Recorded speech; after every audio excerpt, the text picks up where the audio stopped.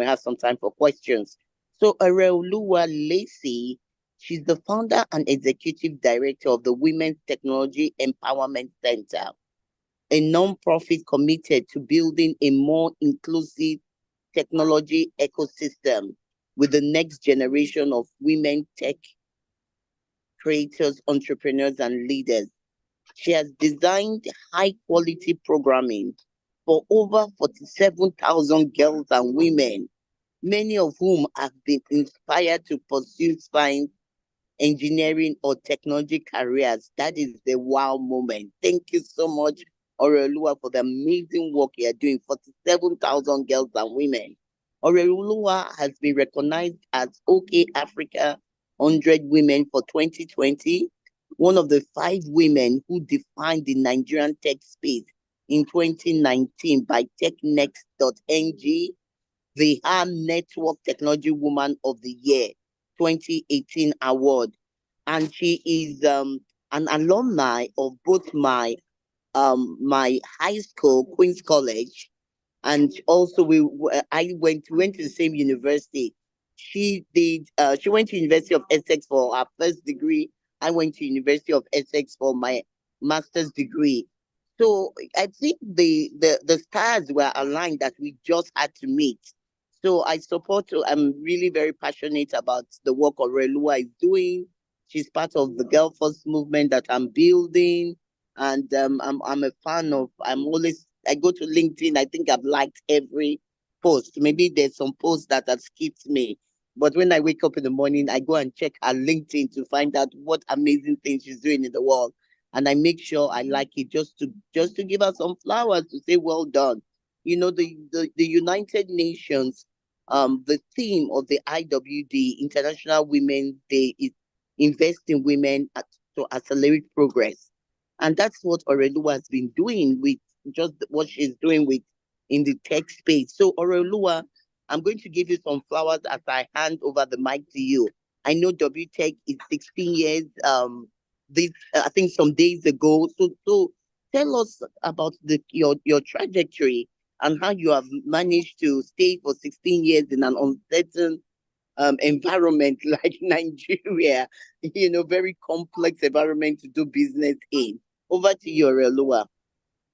All right. Thank you so much, Winifred. Thank you for the invitation to be here. It's a real pleasure and an honor.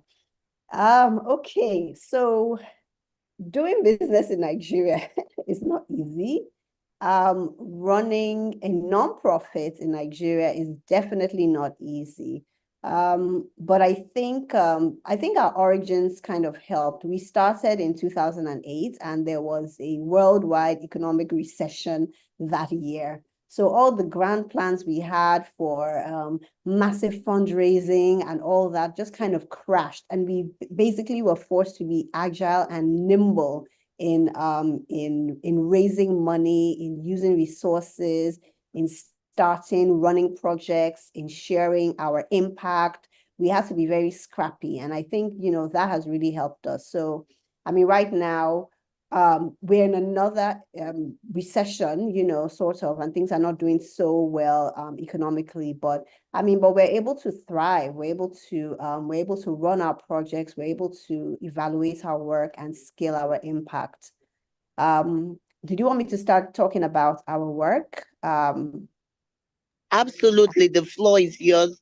We want to give you flowers, so we want to brag on your work. That's why we've invited people. I see my best friend for life has joined from Bahrain.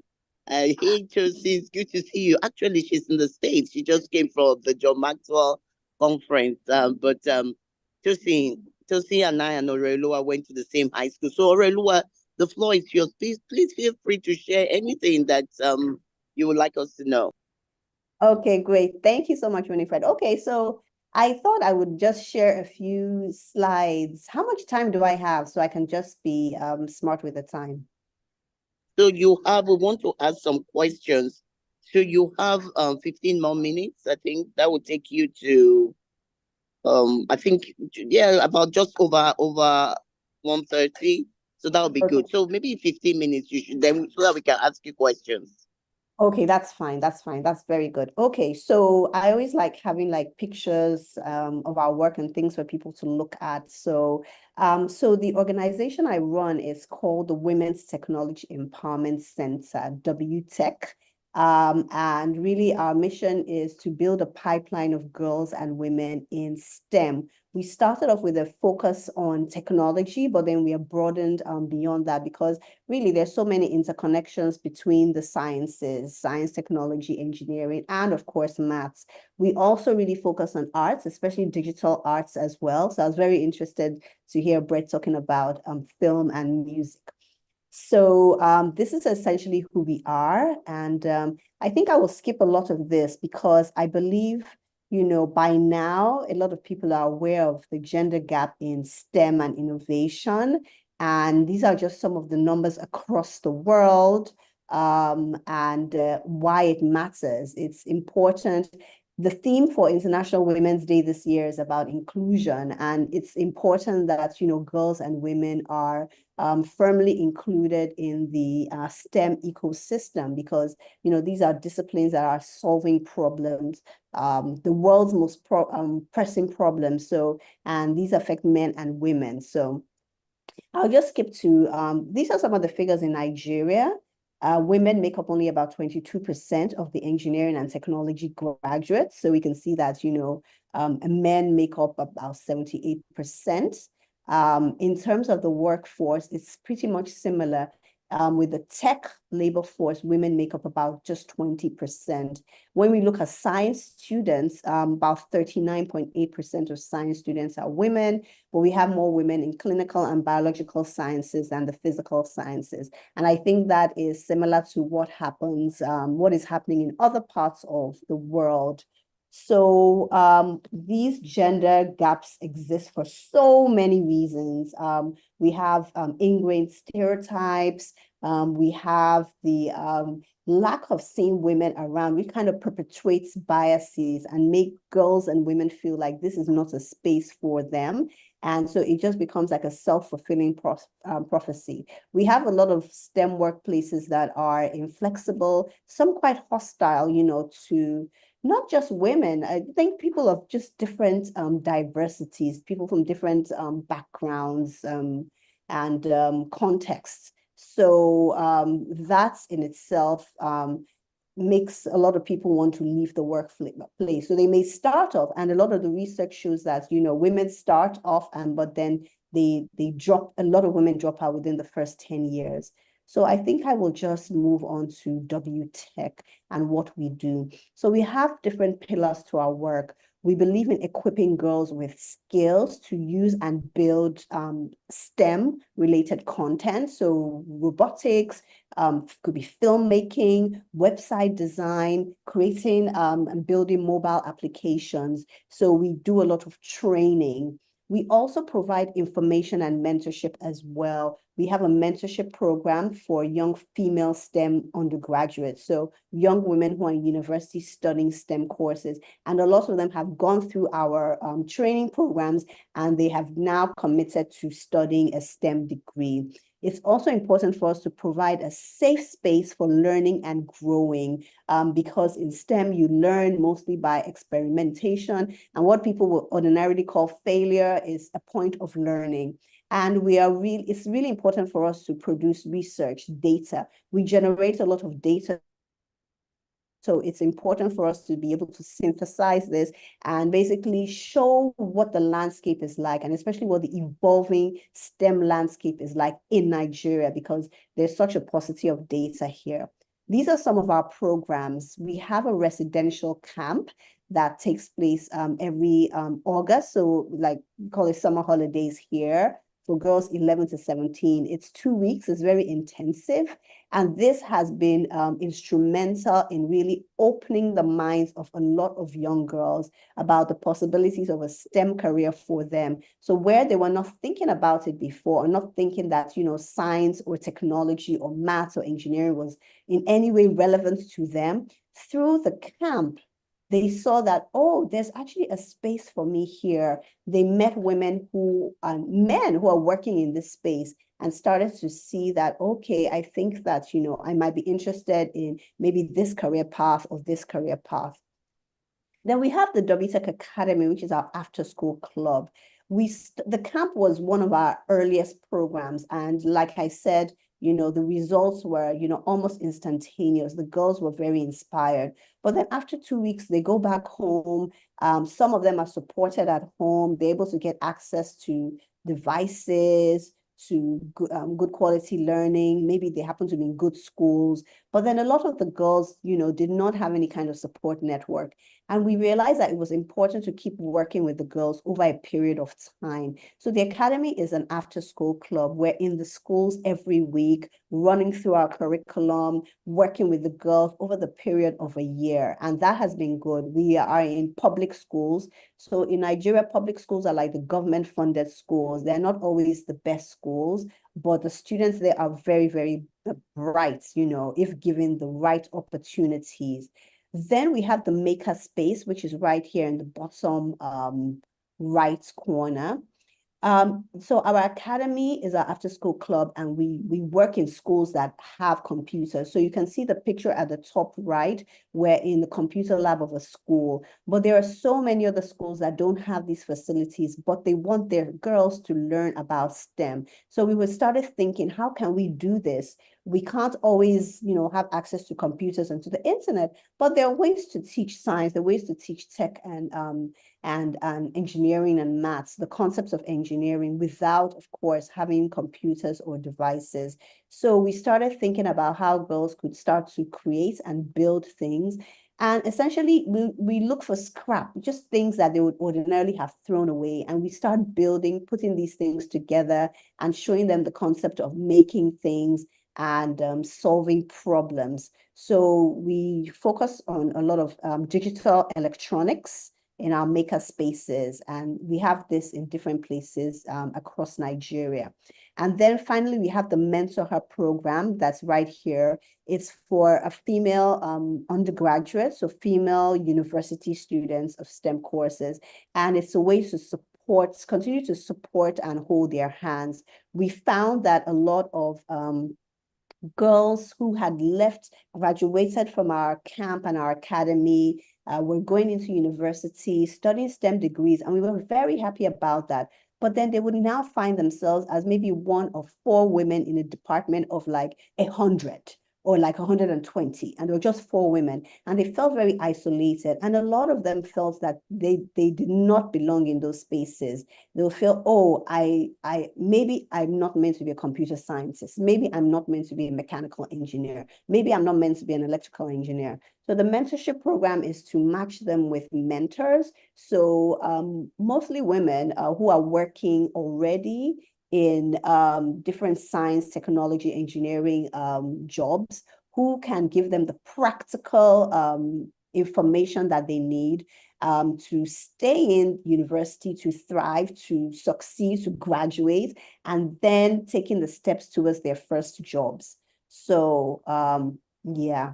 We have learned a lot of things along the way in terms of our work. We've learned that it's important to have quality data. And like I mentioned, data is very hard to find in Nigeria, and particularly gender disaggregated data is very hard to find. So we started pulling together the data from our work, and also synthesizing some data that is already made available by university entrance organization. So we have the organization called JAMP here that is responsible for overseeing university entrance exams. So they have some data. So we're basically pulling that data together.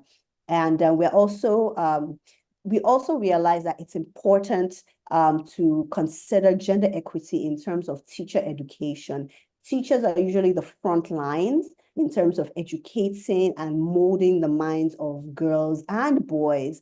And usually any biases that they have, they tend to perpetuate them and pass them on to the next generation. So we realize that teacher training is very, very important. So we have some programs that are sort of addressing these and focus on teachers.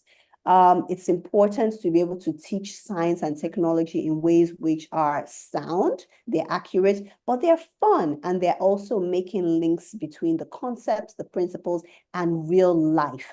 And also collaborative activities like projects are very important. So by the end of either the class or a month or a group of classes, the students have built something, they have something tangible that they can see. They've been able to apply the knowledge and the principles into something that they can use, other people can use.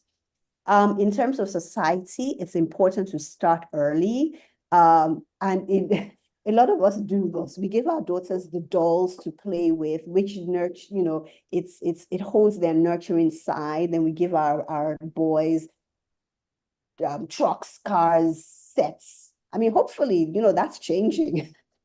But what this does, or what this has done in the past, is that it's really reinforced a lot of ideas that, for a girl, your primary value lies in being nurturing, which is great. But you can be a nurturer and you can also be a builder, a problem solver.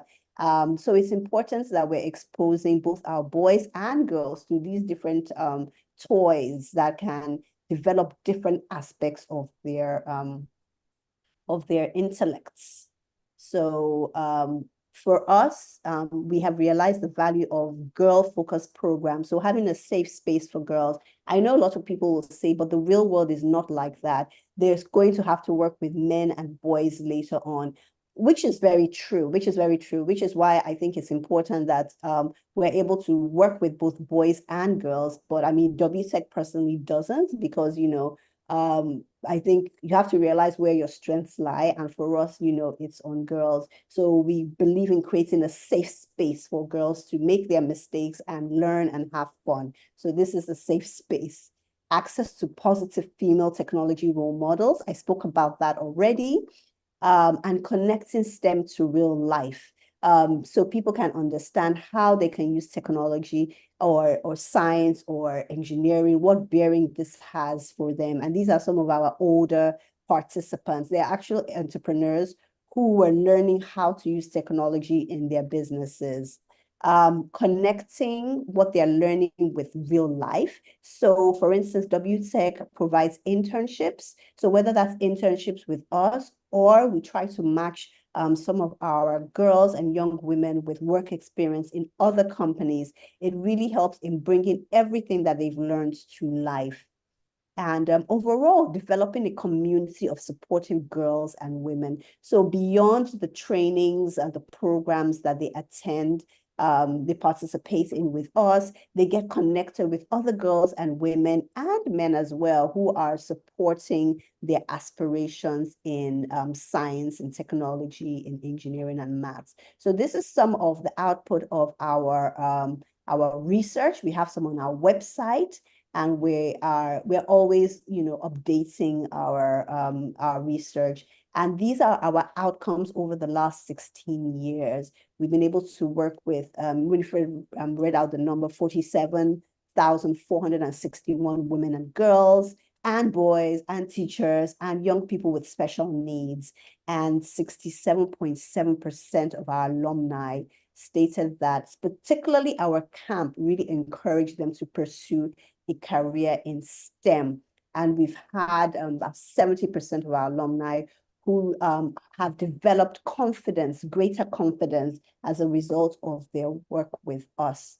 So I'm just, I think I will just end it on this. So the inventor of the World Wide Web, well, there's hardly ever one inventor for something, but you can have a group of inventors. But the primary inventor of the World Wide Web, Sir Tim Berners-Lee, visited Nigeria a few years ago when the World Wide Web was 30 years, and visited our center and met with some of our girls from W.TEC, and then wrote an open letter to us, which was published in Time magazine. And so one of the things he said, which we really loved, was, when I visited you in Lagos during the 30th birthday of the web, you filled me with hope for the web's impact on our world. Because as you bring new voices and experiences to the web, you will change it for the better. And so we see this as extending not just to the web, but all sciences and innovation and engineering in general. So this is really at the heart of why we do what we do, because it's important for girls and women, to take their space in this in STEM. So yeah, so that's where I will end it, and I'm happy to take any questions. Thank you so much. Thank you so much, Oreoluwa. That is just amazing. I know my sister in Christ, a friend, was the one that introduced both of us. And from the very first day you spoke to me, I was like, wow, I have to be part of this whole solution. And I know you have a global giving link where people can support this amazing work you're doing, even from the States. And that's why I like to showcase your work, because people do connect to stories and the stories of the lives that you are changing, because giving a girl access to a university to study a tech career really opens her up to a great job and to changing the socio-economic status of her own life and that of her neighborhood. So you are not just getting girls into STEM, you are actually changing their life trajectory and the life trajectory of other people that they interact with. So kudos, kudos, kudos. I'm really glad that I support you. I have been supporting you for maybe two years now, and I really like to get other people to support you, because the reality of it is that the work you do needs funding. All the amazing programs that you're doing, both with the teachers, changing their mindset, giving access to girls, all of that needs funding. All the tech, the computers that you use, they need funding. So my question to you, before I ask other people to ask questions from the hostess, I get priority. My question to you is that the terrain is so rough. The currency that you work with continues to devalue. So how do you get people to come alongside you? How do you share this vision and mission in such a way that people care and they want to be part of it and they want to support your work and they want more girls to pursue STEM and really to change both the life of the girl child but also the community at large? How do you go about your getting financial support? Because I believe that's one of your greatest hindrances, isn't it? Yeah, I think that for lots of organizations, doing similar work, funding is definitely one of our biggest, challenges. Um, I always um, I always like to so we look at what we need. And initially, we used to be quite focused on the money aspects. But along the way, we realized that, it's not just about the money. The money is very, very important. But for instance, when we are budgeting, we are able to sometimes also request for in-kind support as well. So for instance, maybe we would have wanted to, I don't know, X amount of Naira or X amount of dollars to run a program, but someone can supply computers, someone can supply the software we need or robotics kits. A company can come in and provide some feeding, for all or part of the program. Those are all things that take away the cost. And at the beginning of WTEC, we used to get more people offering to support us with in-kind resources than cash. And we were like, no, we want the money, we need the money. But now, I mean, I think with the benefit of, hindsight, you realize that, you do need that in-kind support. So I think we take what we can and we make the best use of it. I think that is really, really important. If you use the resources that you are given, as prudently and as wisely and as efficiently as you can, make sure that, you're writing all your reports. For grants, you usually have reports you need to submit. So we make sure that we do all that so that we show that we are being accountable for what has been entrusted to us so that, hopefully, this puts us, on a good platform for being able to get more. So we just continue to share our work and just try to tell our stories and as many ways as we can. We think that really, is what will encourage people to want to support us in whatever way that they can. a question for you. So when I look at your LinkedIn profile, I look at your background and I ask myself, this is somebody who doesn't have a tech background, but who saw this problem in society and felt that this was something that they could address. How did you get to that journey? Because so many human beings, they have once what they learn from school puts them in a comfort zone, and they don't like to take risk and get out of that comfort zone. They're not comfortable in things that require a change of mindset and a change of knowledge base and just a change of what they are used to. So how did you move from being, I know you studied economics for your master's degree, how did you move from that to running a tech startup really? Because that's what WTech is.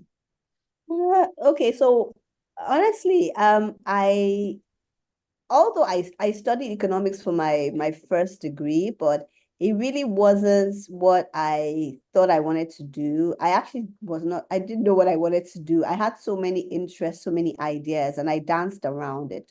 So even though I studied economics, I always felt that, I would end up doing something else. So I was always on the lookout for those other interests of mine. So I was really paying attention to the things I was interested in. So when I sort of discovered tech, after secondary school, I did a diploma in computer programming, and that's when I fell in love with computers and with technology. So I just believed in pursuing my interest. So I just pursued that interest, and I just I found different opportunities. I found opportunities for myself to make money. I found opportunities to connect with other people. I found opportunities, access to information and networks. And so I just thought that, I think this is something that a lot more people need to have. So I think I stumbled on it by basically following my interests. And I encourage a lot of young people to do that. You may think you know what you want to do, or you may not know what you want to do, but you know what you don't want to do. I just encourage people to learn, to take courses, sign up for workshops, webinars, volunteer, intern, just try things and see where they lead you. Thank you so much. We have I think she's the head of the Women in Exploration group here in WITI, Amanda, and she's always talking about exploration, inner exploration and outside exploration. So really what you're telling us is that by just exploring things that you were interested in, that you found your passion, and by pursuing that passion, that's how WTech came into being. So that is good for us to know that in order for us to be comfortable with being uncomfortable, we have to start by being curious and being willing to explore and really being willing to fail forward, because I'm sure you've had a lot of challenges in keeping WTech afloat for this past 16 years. So my question to you is that I know you talked about challenge of finances. What other challenge have you encountered that you would like to share with us, which will be beneficial to the hearers, those who are professionals and those who have startup companies? So if you can share a challenge, that would be good. And then I will open it up to the floor to ask questions. Okay. So I think that one thing was, so when I started WTech, I was quite sure of what I wanted to do and how I wanted to do it. I had worked in a nonprofit doing similar work. I had volunteered, so I felt fairly well prepared for it. But then once I started WTech, I realized that running a nonprofit and working in a nonprofit are two completely different things. And there were so many things that I did not know how to do. I love to write, so fundraising, like proposal writing, was not a problem. Though eventually I got so sick of it because I'd write proposals and I would get no response, or I would get that, polite, oh, thank you so much, we really appreciate you, but unfortunately at this time, those kind of responses. Then there was issues of like managing staff, hiring staff. I made so many mistakes. I mean, here in Nigeria, we tend to hire for results. So someone would come in with like a first-class degree, which is like the best kind of degree you can get. And automatically you think, oh, they're intelligent. This is the person I must hire. But then I learned along the way that the person who is like book smart is not necessarily going to be the best member of your team. So I learned that managing people was a bit challenging because I didn't want to seem bossy. So I would always be very polite in giving direction. And sometimes maybe I confuse people by not giving them enough direction, and so you have to learn these things. You learn to assert yourself, be firm, but kind at the same time, let people know what you expect, learn how to solve problems on the fly. Running a business in Nigeria is very difficult. You have no electricity or very poor electricity. So you also have to think about that. You can come into the office thinking, oh, I'm going to get a full day's work done, and then there's no electricity, your generator isn't working, and then that day the tax people show up and they want to see your tax receipts. And I mean, that happened the first week we opened. The tax officials came to visit us and asked about our receipts. And we said, oh, you can see we're just opening, we're just unpacking. And so that was like my first interaction with, like taxes. There was so much I didn't know and I had to learn. So I would say for me, that was a thing. And because you're the boss, people think you know everything. So they're looking at you to have all the answers. And inside of me, I was like, I don't know what I'm doing. But you just, you learn as you go along, you learn. Thank you so much. And I think that applies to everything.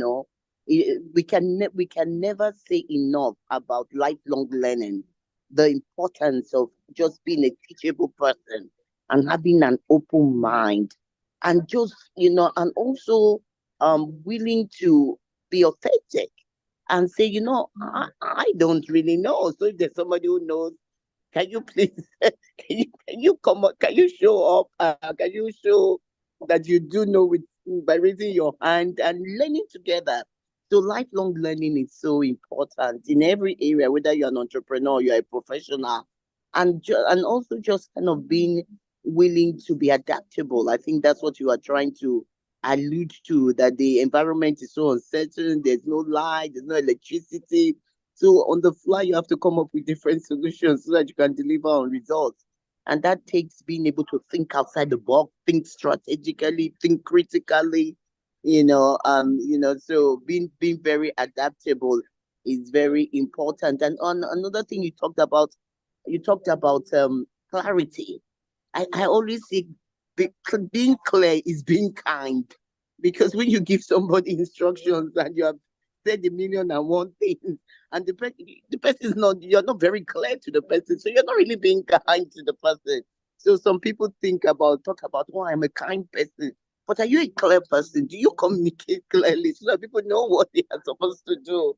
So being very clear to people, communicating very clearly so that people know exactly what they are supposed to do and they don't waste time. That's being kind. So those are really very useful advice for all of us as professionals, as business owners. I'm now going to open the floor to other people to ask questions. Does anybody have a question to ask Oreoluwa? Well done. Congratulations on 16 years of WTEC and supporting you. Continue to look for people to support you. Over to the floor. Does anybody have somebody? Does anybody have a question for Oreoluwa? I'm on the floor. Oh, can you? I don't know. Can you hear me? Yes, we can now. Okay. Hello, Oreoluwa, and everyone on the call. It's great to see you both. And what an amazing journey you've gone through. 16 years, that is so commendable for all that you've done. And I congratulate you, along with what Winifred said, for all that you've accomplished in 16 years. And I wish you continued success. One thing I would like to know, I think you said your program starts from 11 years, at least from what I remember seeing online. Do you have anything for even the younger ones to introduce them to the possibility of them going into tech. I think the younger they are, the better they have an understanding that there is a place for young girls and women in the tech space. So if we can introduce them early as possible, maybe it's through the toys you mentioned. I saw you, the Barbie, the nurturing Barbie. Maybe there's something else we can use to introduce them to knowing that they can be part of the tech world. So is that something that you are doing, or maybe I missed it? Maybe you can elaborate on how can we reach the younger ones? Okay, thank you. Thank you for that question. We actually do. I didn't want to put all our programs on this slide. It would have been a bit much. But we have a program called the Early Innovators Camp. And so it's a program that is targeted at boys and girls between the ages of 5 to 12. And really, we started it. Our focus is girls, but we started it because we had a lot of parents who were asking us, do you have something for boys? Do you have something for boys? You know, if my daughter comes to the camp, then we need something for her brother. And so that's how we started it. And you're right, the younger we can start, the better.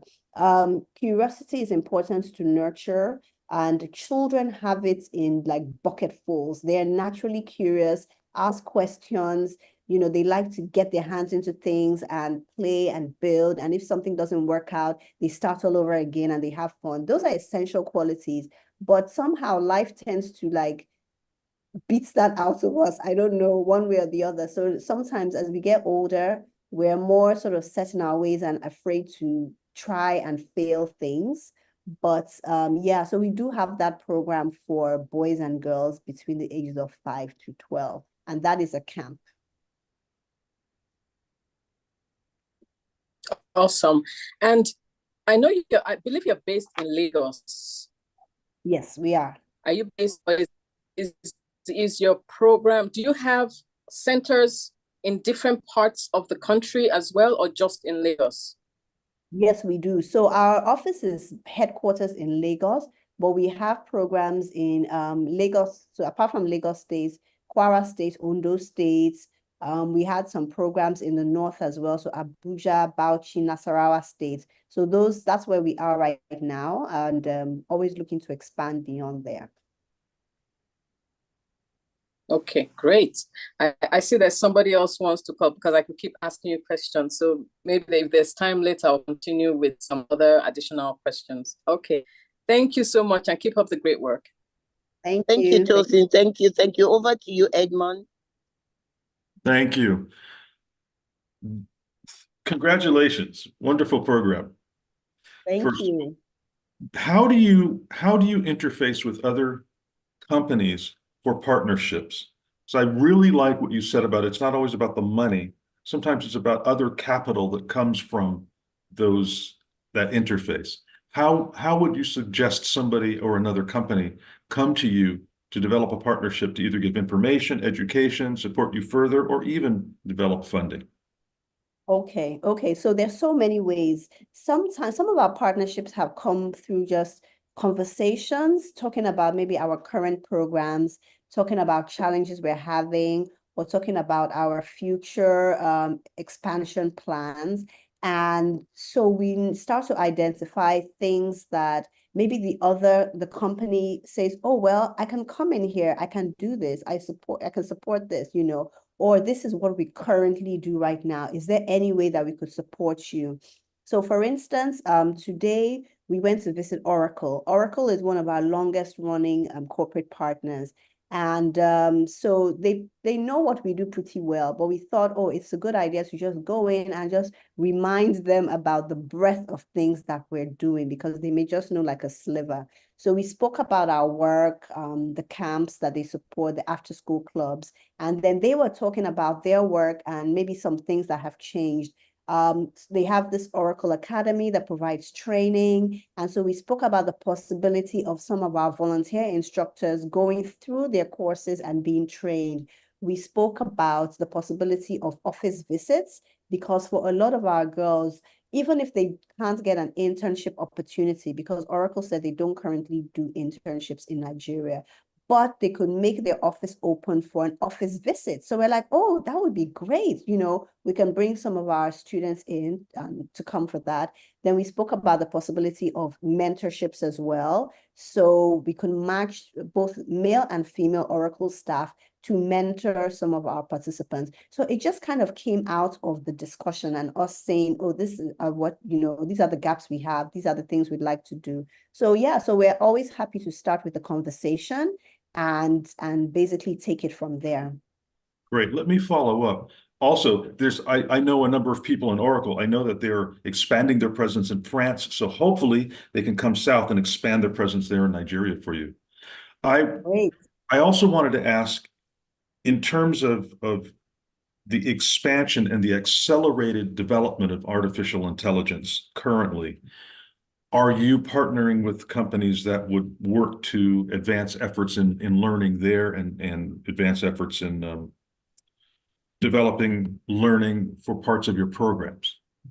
Yes, definitely. So we haven't identified any specific partners around AI, but that's definitely an area of interest. In our camp last year, we looked at artificial intelligence and what it means for women. And this year, we're looking at tackling like climate issues with AI and data analytics. So we're still trying to work on the curriculum for that, because each year the theme for the camp changes. So we definitely would love to have partners in terms of maybe the curriculum development, guest facilitators, even if we can have excursions. So we're on the hunt for that. Let me just say, yes, we're really open to that. Very good. Yeah. Thank you so much, Edmond, for your questions. I'm definitely hoping that something can. Oh, okay.